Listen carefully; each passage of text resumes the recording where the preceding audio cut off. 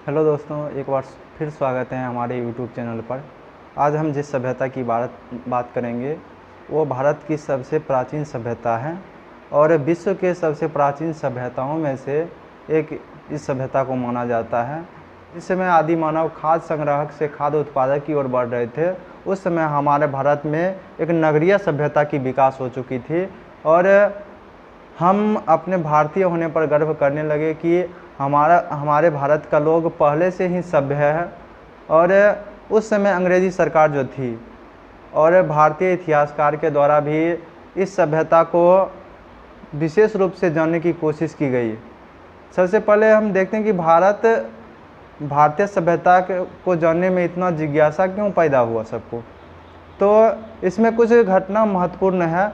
सबसे पहले हम देखते हैं कि 1893 का वो घटना आपको याद होगा कि स्वामी विवेकानंद शिकागो धर्म सम्मेलन में जो भाषण दिए थे, उससे पश्चिमी सभ्यता के जितना भी इतिहासकार थे और जो भी साहित्य के जानकार थे, उसको भारतीय साहित्य और भारतीय सभ्यता को जानने की इच्छा जागृत हुई।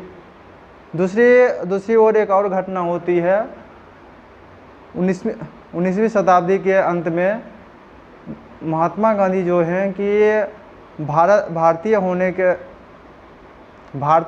थे तो भारतीय, लेकिन उन्होंने दक्षिण अफ्रीका में जाकर एक आंदोलन खड़ा कर दिया था, जिसके कारण उस समय जितने भी यूरोपीय विद्वान थे या पश्चिमी विद्वान थे, वो भारत के तरफ महात्मा गांधी के आंदोलन और स्वामी विवेकानंद के भाषण को लेकर हमारे भारतीय सभ्यता को जानने की इच्छुक हुए। और इसी समय क्या होता है कि भारतीय सभ्यता को जानने के लिए विभिन्न जगह की खुदाई करना शुरू होती है। तो इससे पहले हम देखते हैं कि हड़प्पा सभ्यता जो है, इसका जानकारी कहाँ से मिलता है, इसका खोज कैसे हुआ, इसके लेकर एक कहानी है जो हम देखते हैं कि 1826 ईस्वी में चार्ल्स मैसन नाम का एक उत्खनन करता था। यानी ये पुरातत्वविद है और इन्होंने लाहौर की यात्रा की थी। लाहौर की यात्रा करने के बाद इन्होंने एक नोटिस किया, हड़प्पा नामक जगह पर जाने के बाद इन्होंने नोटिस किया कि वहाँ एक टीला है। लेकिन ये सिर्फ टीला को नोटिस करके अपने बुक में लिख कर छोड़ दिए। उसके बाद 1853 में ये कनिंघम, ये इंजीनियर भी है और उस समय जो था कराची से लाहौर के बीच रेलवे लाइन बिछाई जा रही थी। तो उस समय का इंजीनियर जो था, उस रेलवे लाइन का इंजीनियर कनिंघम साहब थे और इन्होंने वहाँ से जितना अधिकतर ईंट जो देखा था, वहाँ से ईंट लेकर रेलवे लाइन में लगा दिया और वहाँ इनको एक मोहर प्राप्त हुआ था। उस पर वृषभ की चित्र यानी बैल का एक चित्र बना हुआ था और उस पर साथ में 6 अक्षर भी अंकित थे। सिंधु लिपि 6 अक्षर अंकित थे, जिसको लेकर उन्होंने शोध करना शुरू किया, लेकिन इन्हें ज़्यादा सफलता नहीं मिल पाई। उसके बाद हमारे भारत का पुरातत्वविद सर जॉन मार्शल बने और इन्होंने अपने नेतृत्व में 1921 में दयाराम साहनी, जो भारतीय उत्खननकर्ता थे, पुरातत्वविद, इनके नेतृत्व में क्या हुआ कि हड़प्पा नामक जगह पर उत्खनन शुरू किया गया। उत्खनन शुरू करने के बाद वहाँ से साक्ष्य मिलना शुरू हो जाता है। तो इसलिए क्या कहा जाता है, दयाराम साहनी को हड़प्पा सभ्यता के खोजकर्ता माना जाता है। उसके बाद सर जॉन मार्शल के नेतृत्व में ही 1922 में राखल दास बनर्जी, ये भारतीय उत्खनन करता है, जिनके द्वारा क्या किया, मोहनजोदड़ो नामक स्थान की खुदाई शुरू की गई। बहुत सारे विद्वानों ने इन दोनों स्थलों की खुदाई की और यहाँ से जो साक्ष्य मिला उसके आधार पर हड़प्पा सभ्यता के बारे में लिखा गया। हम जानते हैं कि अभी जितना भी सभ्यता हम लोग पढ़ते हैं, पाषाण काल हो गया, पूरा पाषाण काल जितना भी सभ्यता पढ़े हैं, तो ये सभ्यता हम लोग को पुरातात्विक साक्ष्य जितना भी मिला है, उसके आधार पर ही इस सभ्यता का हम वर्णन कर पाते हैं। दूसरी ओर क्या है कि इसमें साहित्यिक स्रोत नहीं मिला है। साहित्यिक स्रोत नहीं मिलने के कारण यही है कि यहाँ का लिपि जो है, हड़प्पाई सभ्यता का लिपि, वो भाव चित्रात्मक है और उसको अभी पढ़ा नहीं गया है।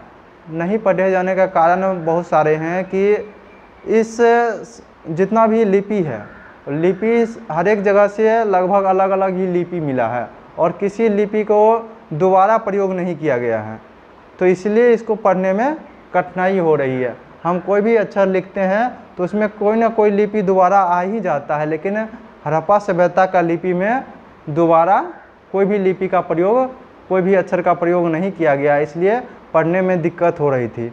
उसके बाद काल निर्धारण की बात करते हैं तो 3 काल में बांटा जाता है हड़प्पा को। 3500 से लेकर 2600 ईस्वी पूर्व की बात किया जाए तो इसको प्राक हड़प्पाई चरण कहा जाता है, और 2600 से लेकर 1900 ईस्वी पूर्व को हड़प्पाई चरण कहा जाता है। उसके बाद 1900 से लेकर 1200 ईस्वी पूर्व को उत्तर हड़प्पाई चरण कहा जाता है।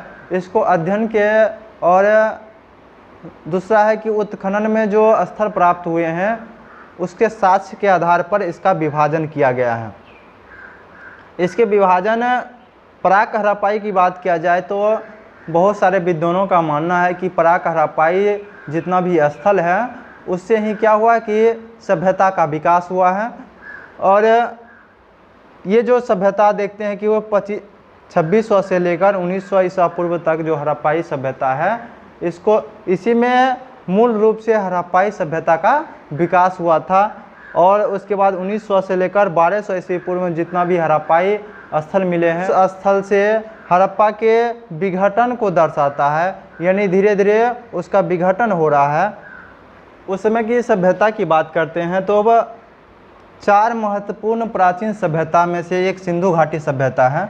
आप लोग यहाँ मानचित्र देख पा रहे होंगे, तो ये हमारा भारत है और ये पाकिस्तान है, लगभग ये अफगानिस्तान। यहाँ क्या हुआ था कि हमारा सैंधव सभ्यता का विकास हुआ था, यानी सिंधु नदी घाटी सभ्यता या हड़प्पा सभ्यता कहते हैं, उसका विकास यहाँ हुआ था।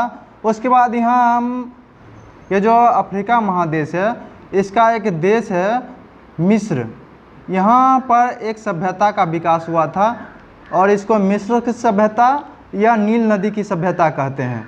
दूसरा यहाँ जो इराक वाला क्षेत्र है, यहाँ मेसोपोटामियाई सभ्यता का विकास हुआ था। मेसोपोटामिया का नाम हम बहुत बार सुनते हैं, तो इसका यही क्षेत्र है। इराक वाले क्षेत्र में क्या हुआ था, इराक और ईरान वाले क्षेत्र में इसका विकास हुआ था। मूल रूप से इराक वाले स्थान में ही इसका विकास हुआ था।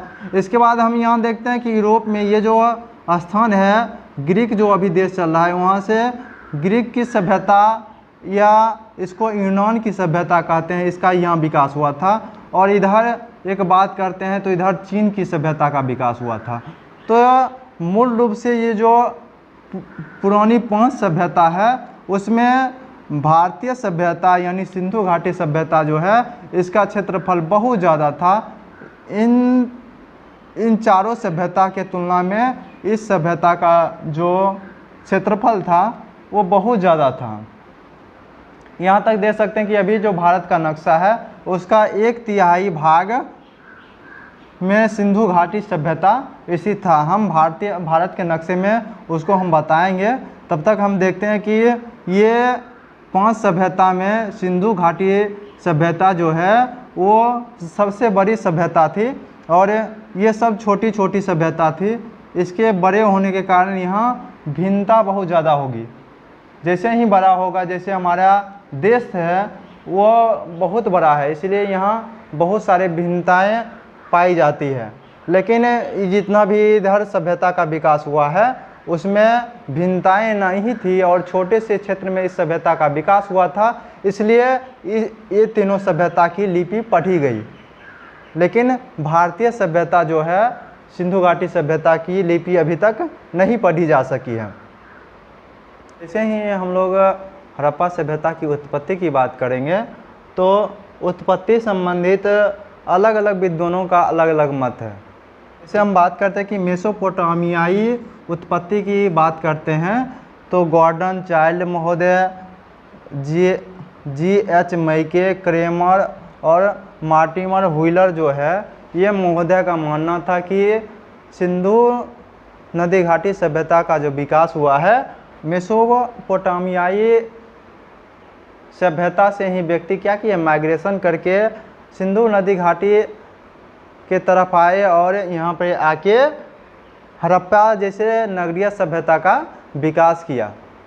क्योंकि ये लोग जो थे, ये लोग उपनिवेशवाद के समर्थक थे और इनका मानना था कि भारतीय लोग जिस पे हम शासन कर रहे हैं वो पहले इतना सभ्य क्यों कैसे हो सकते हैं। इनको ये मान ही नहीं रहे थे कि भारतीय इतना सभ्य हो सकते हैं, क्योंकि ये उपनिवेशवाद के समर्थक थे, यानी साम्राज्यवाद। उपनिवेशवाद का दूसरे अर्थ में हम कहते हैं साम्राज्यवाद के समर्थक थे। यानी इनका मानना था कि यूरोपीय जितना भी व्यक्ति है वही सभ्य है और सभ्यता की शुरुआत जो है वो यूरोप से ही हुई है। भारतीय लोग इतना सभ्य हो ही नहीं सकते। इसलिए इन लोगों ने क्या किया कि सिंधु नदी घाटी सभ्यता का उद्भव जो है वो मेसोपोटामियाई सभ्यता से कर दी है। और अंत तक इन्होंने नहीं मान इनके साथ जो भी भारतीय विद्वान थे वो इन्हीं के बात का समर्थन करते हैं, क्योंकि वो भी अंग्रेजी शिक्षा और सभ्यता का समर्थन करते हुए दिखते हैं। लेकिन कुछ विद्वानों का मानना है कि इनका उद्भव जो है वो कर्मिक उद्भव है, यानी कर्मिक विकास। क्योंकि किसी भी सभ्यता का उद्भव जो माना जाता है, वैज्ञानिक उद्भव जो है वो कर्मिक विकास को ही माना जाता है। यानी धीरे धीरे क्या हुआ कि वहाँ सभ्यता की नींव पड़ी और धीरे धीरे लोगों ने क्या किया कि नगरीय सभ्यता की ओर विकास किया। इसमें आता है जॉन मार्शल, अमलानंद घोष और एन.जी. मजुमदार। अमलानंद घोष का कहना था कि सोथी संस्कृति जो राजस्थान में एक संस्कृति है, उस संस्कृति से क्या हुआ है कि हड़प्पा सभ्यता का विकास हुआ। सोथी संस्कृति जो थी वो राजस्थान की एक ताम्र पाषाण युगीन संस्कृति थी। उसी से अमलानंद घोष का कहना है कि सोथी संस्कृति से ही राजस्थान में ये सोथी संस्कृति पड़ता है, उसी से हड़प्पा सभ्यता का विकास हुआ है। एन.जी. मजुमदार का भी कहना है कि धीरे धीरे क्या हुआ है, इस सभ्यता का विकास भारत में ही हुआ है। अब धीरे धीरे ऐसा कहा जा रहा है कि हड़प्पा सभ्यता का जो स्थल है कालीबंगा और दूसरा नवपाषाणकालीन स्थल मेहरगढ़ से क्या हुआ है कि इस सभ्यता का विकास हुआ है। उसके बाद इसमें टकराव का एक ही कारण है कि लिपि जो है हड़प्पा सभ्यता का लिपि अभी तक नहीं पढ़ी गई है। लिपि हम पहले ही बताएं कि लिपि जो थी वो भाव चित्रात्मक थी और इसका लिखने का जो शैली था ये दाहिने से बाएं आता था और फिर बाएं से दाहिने की ओर लिखा जाता था। किसी भी लिपि को दोहराया नहीं गया है, किसी भी अक्षर को दोहराया नहीं गया है, जिसके कारण क्या हुआ कि इस लिपि को अभी तक पढ़ा नहीं जा सका है। इसका काल निर्धारण की बात हम पहले ही कर चुके हैं कि तीन भागों में बांटा गया था, प्राक हड़प्पा और उत्तर हड़प्पा।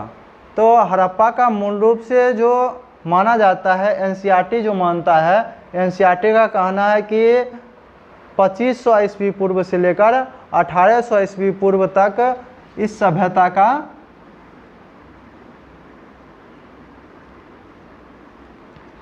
इस सभ्यता का विकास यानी नगरीय सभ्यता जो थी वो उच्चतम स्तर पर थी। उसके बाद रेडियो कार्बन एक पद्धति है। ये क्या करता है कि कार्बन यानी कोई भी वस्तु में उपस्थित कार्बन की मात्रा, कार्बन के समस्थानिक की मात्रा को जांच करके और ये बताता है कि ये वस्तु कितना पुराना है। इसको कहा जाता है कार्बन 14 यानी C14 की मात्रा जो है उसमें कितना बचा हुआ है, इसके आधार पर क्या किया जाता है, किसी वस्तु का काल निर्धारण किया जाता है। और इसका एक सूत्र है कि ये 5600 वर्ष में क्या होता है कि आधा हो जाता है, यानी दुगुना किया जाए तो 11200 वर्ष में क्या होगा, तो 1/4 हो जाएगा, यानी 1/4 हो जाएगा। तो इस प्रकार क्या होता है कि इसका जांच किया जाता है C14 जो है वो कार्बन का समस्थानिक है और ये प्रत्येक वस्तु में पाया जाता है, यानी प्रत्येक वस्तु जितना भी सजीव वस्तु है उसमें कार्बन 14 पाया जाता है और इसके कमी के आधार पर ही रेडियो कार्बन पद्धति से किसी भी वस्तु का समय ज्ञात किया जाता है। तो रेडियो कार्बन पद्धति के द्वारा क्या किया गया कि सिंधु नदी घाटी जो सभ्यता है उसके वस्तु को जांच करके इसका काल निर्धारण किया गया है 2350 से लेकर 1750 तक।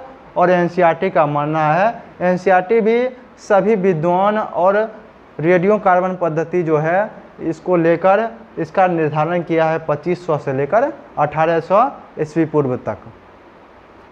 अब हम लोग हड़प्पा सभ्यता के भौगोलिक विस्तार की बात करेंगे।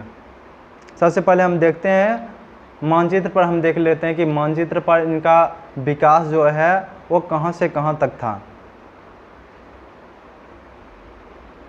हमने भारत का मानचित्र ला लिया और भारत के मानचित्र में हम देखते हैं कि इसका भौगोलिक विस्तार जो था वो कहाँ कहाँ था। जैसे इस सभ्यता का विकास हम देखते हैं मानचित्र के पर देखते हैं तो आप ये हड़प्पा वाली जगह देखते हैं तो ये हड़प्पा जो है वो पाकिस्तान के पंजाब प्रांत, यानी हम इसको पश्चिमी पंजाब कह सकते हैं, क्योंकि विभाजन से पहले पंजाब राज्य इतना बड़ा था और पूर्वी पंजाब जो था वो भारत में आ गया और पश्चिमी पंजाब पाकिस्तान में चला गया, जिसको अभी भी पंजाब कहा जाता है। तो पंजाब प्रांत में हड़प्पा पड़ता है। हड़प्पा ये बात किया जाए तो ये मुजफ्फरगढ़ और लाहौर के बीच में एक स्थान है और ये रावी नदी जो सिंधु नदी के सहायक नदी है उसके किनारे यानी बाएं तट पर स्थित है। उसके बाद अफ़गानिस्तान में दो जगह है, मुंडी गाक और सोतुघई। आप देखते हैं मुंडी गाक और सोतुघई नामक जगह जो है वो अफ़गानिस्तान, ये जो पाकिस्तान का बॉर्डर है, पाकिस्तान के बॉर्डर से ऊपर मुंडी गाक और सोतुघई नामक जगह है, ये ऊपर पड़ता है। लेकिन तब पर भी हम क्या करते हैं कि चौहद्दी में इसका निर्धारण नहीं करते हैं, अफ़गानिस्तान का निर्धारण नहीं करते हैं, क्योंकि ये पहले भारत में नहीं पड़ता है और अभी भी नहीं पड़ता है। तो पहले भारत में पाकिस्तान पड़ता था, इसलिए इसको चौहद्दी में हम सिंधु घाटी के चौहद्दी में पाकिस्तान वाले इलाका को लेते हैं, लेकिन मुंडी गाक और सोतुघई को नहीं लेते हैं।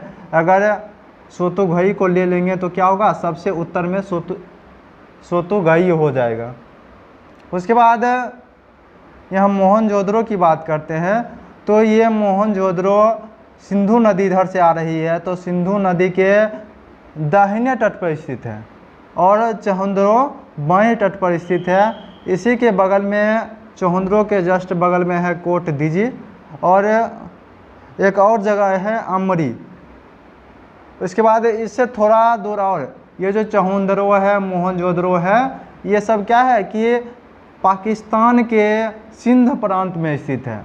पाकिस्तान 3 प्रांत में बटा हुआ है, पंजाब प्रांत, कश्मीर का ही भी इलाका है, पंजाब प्रांत हो गया, सिंध प्रांत हो गया और तीसरा हो गया बालूचिस्तान प्रांत। तो बालूचिस्तान प्रांत में एक जगह है सुतकागेडोर,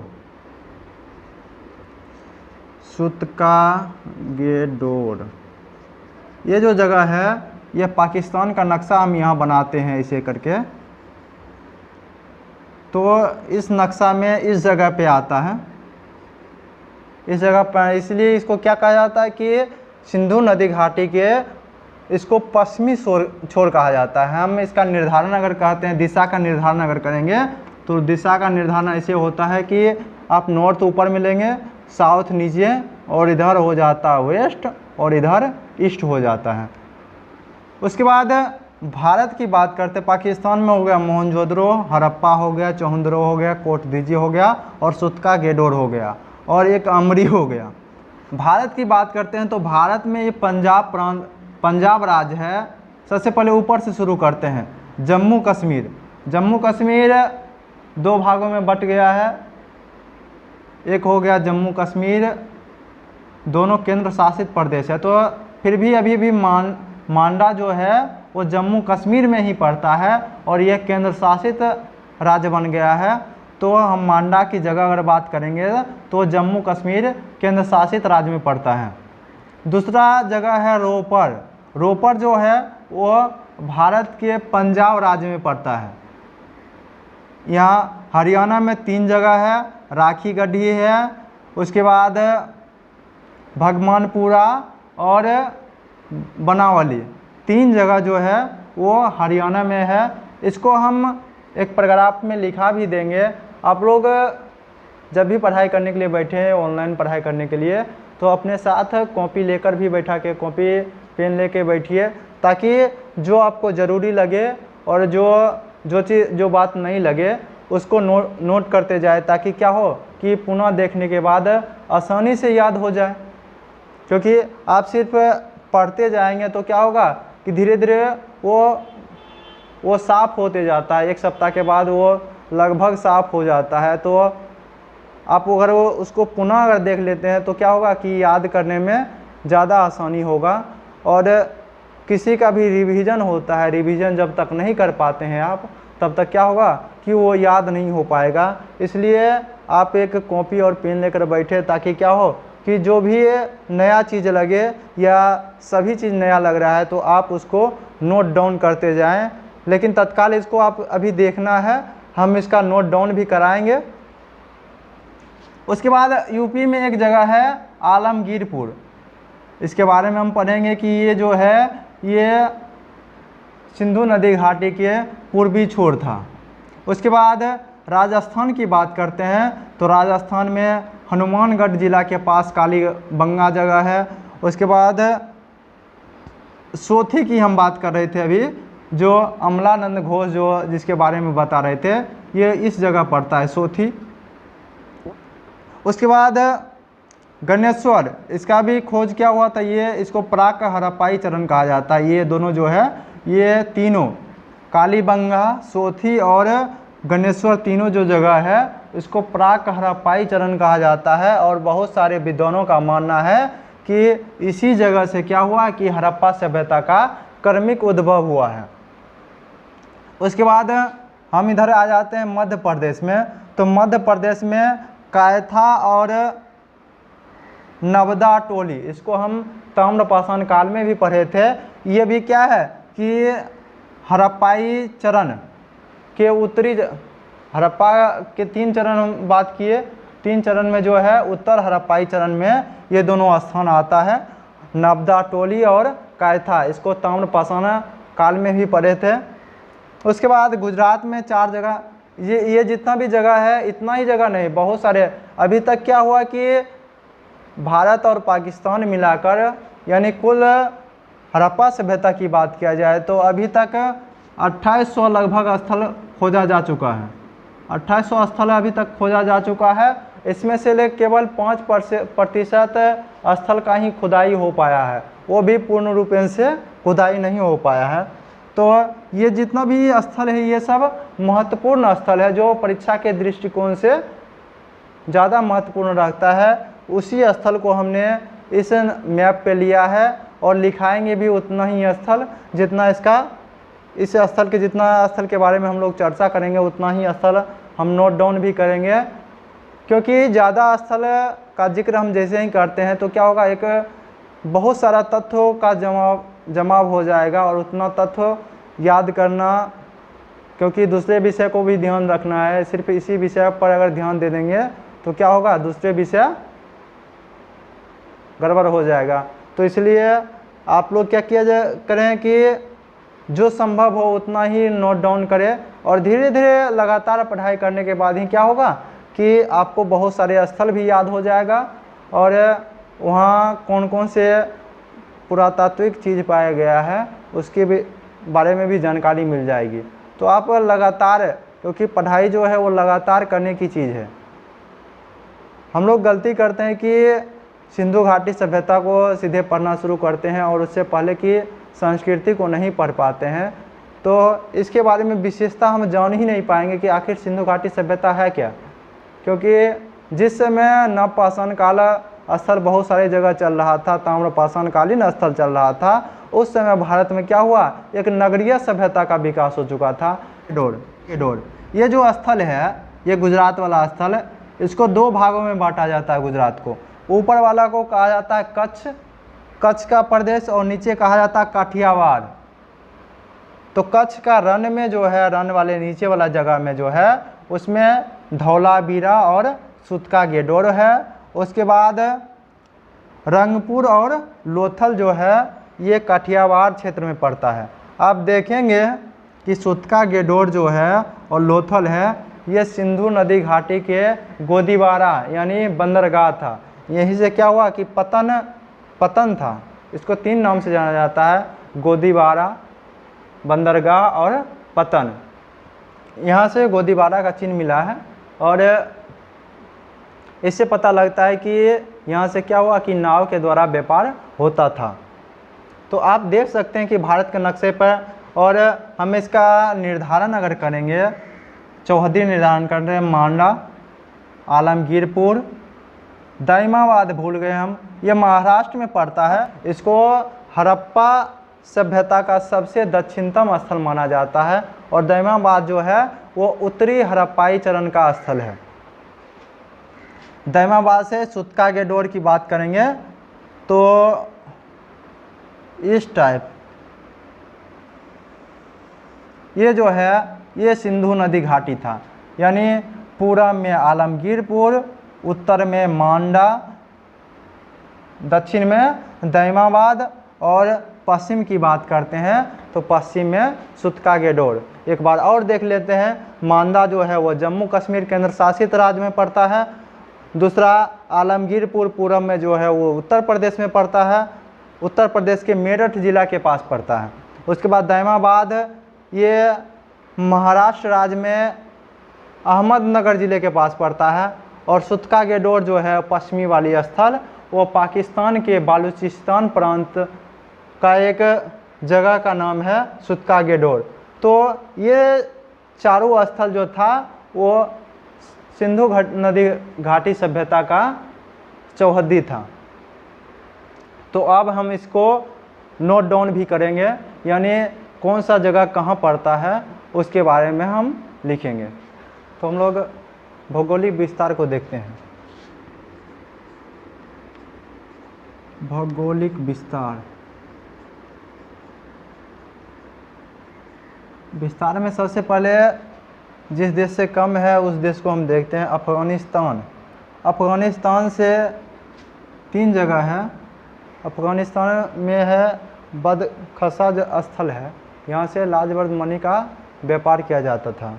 उसके बाद है मुंडी गाक और सोतुघई, ये तीनों जो जगह है वो अफ़गानिस्तान देश में पड़ता है। पाकिस्तान की बात करते हैं तो पाकिस्तान में सिंध प्रांत की बात करें तो सिंध प्रांत में मोहनजोदड़ो, चौहंदरो, अमरी और कोटदीजी, ये 4 स्थल जो है पाकिस्तान के सिंध प्रांत में पड़ता है। उसके बाद पाकिस्तान के पंजाब प्रांत, ये जो पंजाब है ये पाकिस्तान का पंजाब है, इसको पश्चिमी पंजाब भी कहा जाता है। आप पश्चिमी पंजाब भी कह सकते हैं।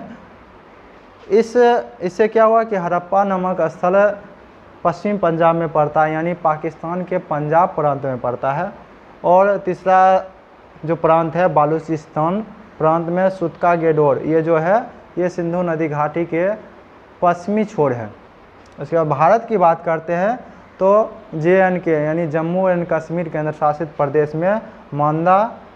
पंजाब की बात करेंगे तो पंजाब राज्य में रोपर, ये भारत का पंजाब राज्य है, यहाँ रोपर या इसको रूपनगर ज़िले में पड़ता है ये।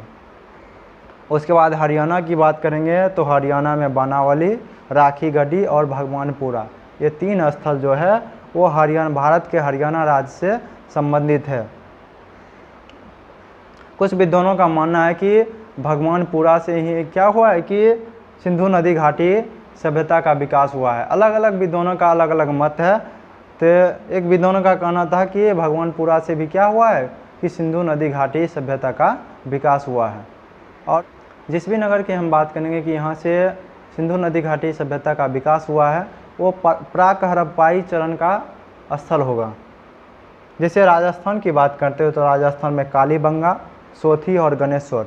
ये तीनों प्राक हड़प्पाई स्थल है, यानी 2500 ईसा पूर्व से पहले का स्थल है। और बहुत सारे विद्वानों का मानना है ये तीनों स्थल से, यानी कालीबंगा, सोथी और गणेश्वर, इससे क्या हुआ है, सिंधु नदी घाटी सभ्यता का विकास हुआ है। कुछ और स्थल देख लेते हैं कि गुजरात में, इससे पहले चर्चा किए थे कि गुजरात का 2 भाग है, कच्छ और काठियावाड़। तो कच्छ प्रदेश जो है वो कच्छ प्रदेश में धौलावीरा और सुरकोटदा नामक स्थल जो है वो कच्छ प्रांत में पड़ता है। और दूसरा है काठियावाड़। काठियावाड़ क्षेत्र में क्या है, लोथल और रंगपुर। ऐसा क्वेश्चन आ सकता है कि गुजरात के काठियावाड़ क्षेत्र में निम्नलिखित में से कौन सा स्थल स्थित है। तो आपका ऑप्शन रह सकता है धौलावीरा, सुरकोटदा, लोथल और दहमाबाद। तो आप आसानी से उसको चेक लगा सकते हैं कि ये लोथल ही इसका आंसर होगा। तो काठियावाड़ प्रदेश में लोथल और रंगपुर नामक जगह जो है वो काठियावाड़ प्रदेश में स्थित है। उसके बाद महाराष्ट्र की बात करते हैं। इसका ये जो विभाजन है ये क्षेत्र आधारित विभाजन है। जैसे हम बिहार की बात करते हैं तो बिहार में उत्तरी बिहार की जैसे ही बात करते हैं तो उत्तरी गंगा के उत्तरी भाग जो है उसको उत्तरी बिहार कहा जाता है और गंगा नदी के दक्षिणी भाग जो है उसको दक्षिणी बिहार कहा जाता है। तो उसी प्रकार इसका विभाजन किया गया है। कच्छ के रण के बारे में जानते होंगे आप लोग कि कच्छ का रण जो है वो दलदली भूमि है और काठियावाड़ प्रदेश जो है वो पठारी क्षेत्र है। महाराष्ट्र की बात करते तो महाराष्ट्र में दहमाबाद, हम पहले ही बताए उस समय नक्शा पे चर्चा कर रहे थे, दहमाबाद नामक जगह है जो महाराष्ट्र में स्थित है। और यूपी की बात करते हैं तो यूपी यानी उत्तर प्रदेश में आलमगीरपुर। तो ये सब जो स्थल था ये भारत, अफगानिस्तान और पाकिस्तान तीनों में क्या है कि हड़प्पा सभ्यता के बहुत सारे स्थल बिखरा हुआ है और बहुत सारे स्थलों का खुदाई अभी तक नहीं हो पाया है। जो भी स्थल का खुदाई हुआ है वहाँ से कुछ पुरातात्विक साक्ष्य प्राप्त हुए हैं। इसकी चौहद्दी की बात हम जैसे ही करेंगे तो उत्तर में मांदा जगह है और दक्षिण में दहमाबाद। मांदा जो है वह जम्मू कश्मीर केंद्र शासित प्रदेश में चीनाब नदी के किनारे स्थित है और दहमाबाद पवरा नदी के किनारे स्थित है। उसके बाद सुतका गेडोर जो है ये पाकिस्तान के बलूचिस्तान प्रांत में स्थित है और ये दासक नदी के किनारे स्थित है। और पूरब की बात करते हैं तो पूरब में आलमगीरपुर हिंडन नदी के किनारे स्थित है। हिंडन नदी जो है वो यमुना की सहायक नदी है। तो ये था हड़प्पा सभ्यता की भौगोलिक विस्तार। तो इसके बाद का जितना भी कृषि हो गया, व्यापार हो गया और जितना भी पुरातात्विक साक्ष्य मिला है उसका चर्चा जो है हम अगले चैप्टर में करेंगे क्योंकि वीडियो लंबा हो जाएगा।